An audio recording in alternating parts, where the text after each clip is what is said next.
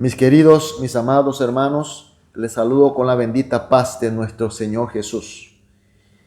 Estamos iniciando un nuevo día llena de esperanza porque nuestro Dios nos está guiando, nos está acompañando.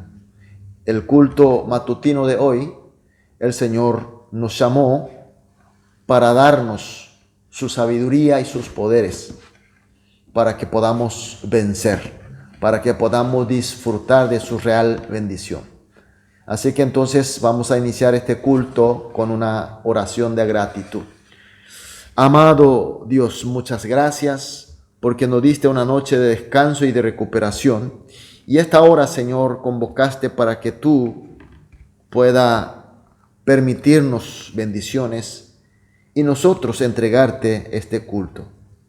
Señor, queremos que esta hora sea una hora de comunión profunda, completa contigo, Jesús. Y así recibir tu sabiduría, tus poderes y tu gracia. Y sabemos, Señor, contigo hoy también será un día de triunfo, un día glorioso para ti. Oramos, Señor, en el nombre de Jesús. Amén. Aleluya. Vamos a adorar a nuestro Dios con una alabanza.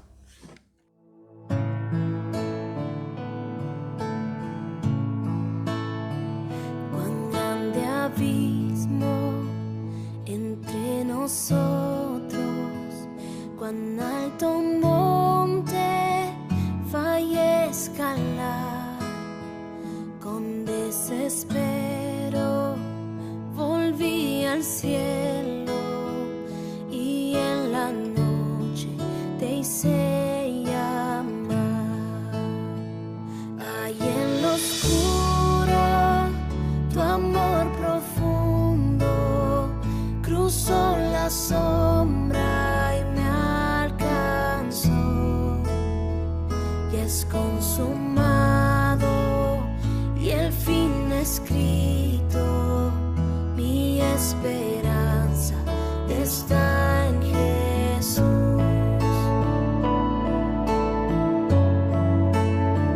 ¿Quién imagina piedad tan grande, tan plena gracia al corazón? El Dios eterno dejó su gloria, de mi pecado Él se vistió. La cruz ha hablado, soy perdonado, el Rey de Reyes me adoptó. Señor hermoso, te pertenezco, mi esperanza está en Jesús. Oh, aleluya,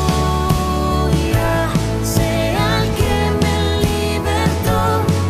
Aleluya, de la muerte me arrancó, las cadenas quebrantó, y en su nombre hay salvación. Mi esperanza está en Jesús. Y tus promesas fueron selladas cuando tu cuerpo resucitó. Desde el silencio, tu gran rugido quebró el poder de la muerte en mí. La victoria está en ti.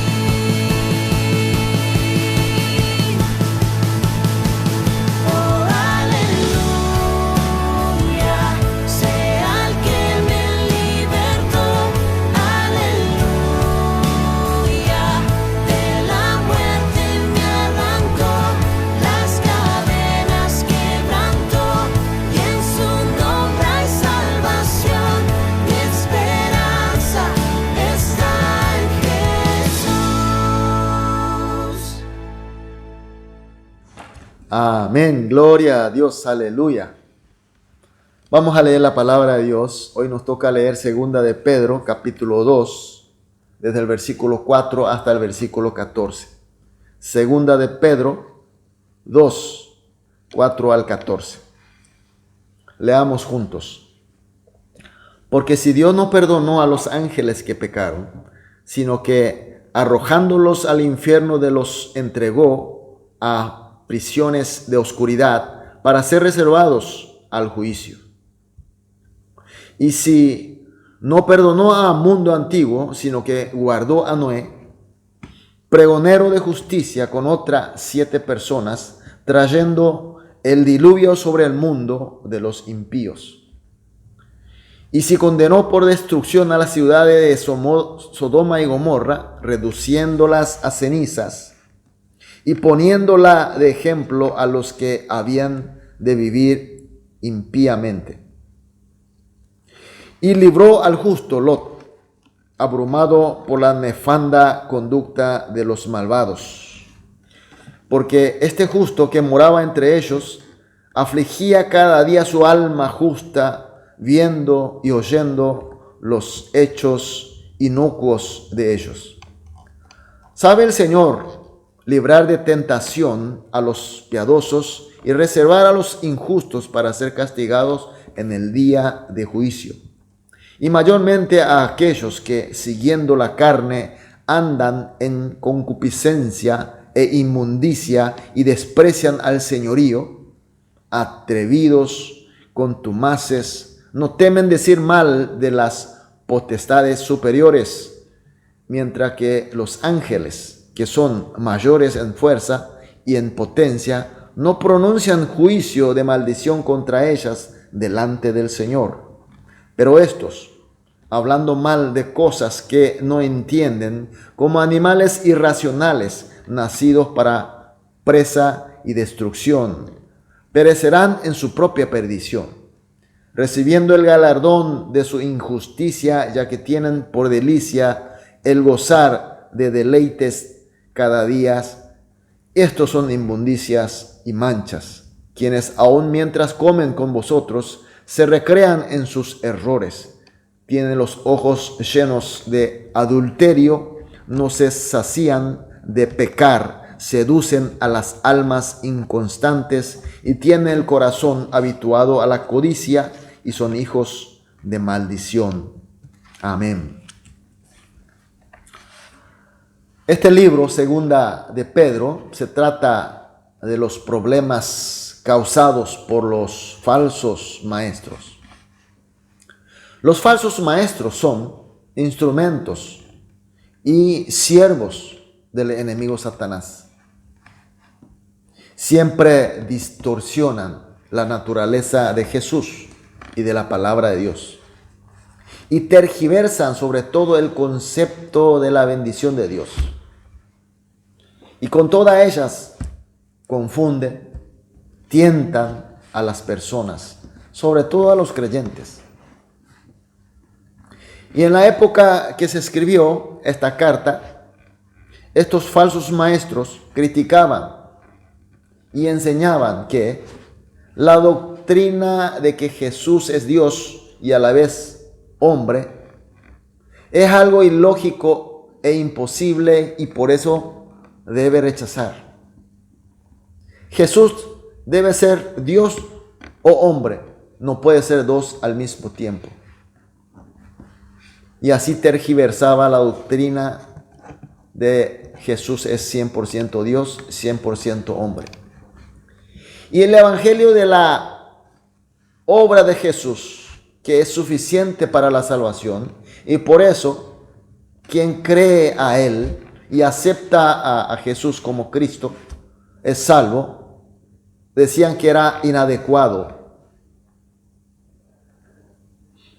Tientan contra la moralidad y el principio filosófico. Por eso decían que no deberían creer así. Por cierto que creer a Jesús es una parte de salvación, pero para que la salvación sea meritoria,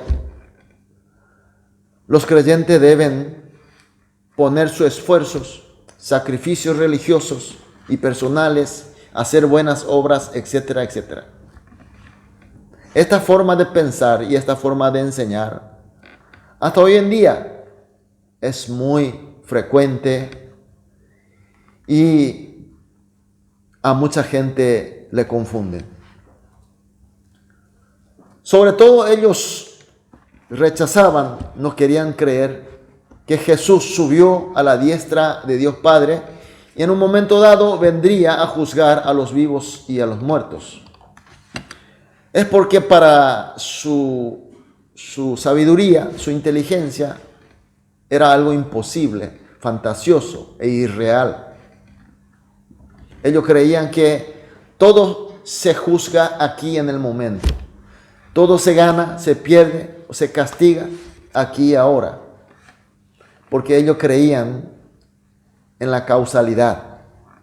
Cuando hay una causa, hay una consecuencia. Si hay un resultado, porque hubo causa. Como estas enseñanzas tergiversadas, pero muy entendible y aceptable para la lógica humana, y eran muy atractivos para las personas. Sobre todo para aquellas personas que no conocen la espiritualidad de Dios. Y además, ellos creían y enseñaban sobre la bendición. La bendición de paz y gozo que predicó Jesús, para ellos eran algo irreal, inexistente en el plano real. Por eso decía que la verdadera bendición debe ser algo palpable, sentible, para disfrutar en forma física, mental o emocional. Por eso la bendición para ellos siempre es carnal, sentimental, concupiscente y lujuriosa. Y esta forma de entender la bendición es muy atractiva también porque para la gente que no sabe el gozo espiritual, es muy atractivo y muy aceptable. El texto de hoy presenta los ejemplos de las tergiversaciones. Mencionan a los ángeles corrompidos, las gentes de la época de Noé y también de la época de Sodoma y Gomorra. Aun siendo brillantes ángeles, si por su soberbia y concupiscencia distorsiona a Dios y a su palabra, son arrojados al infierno.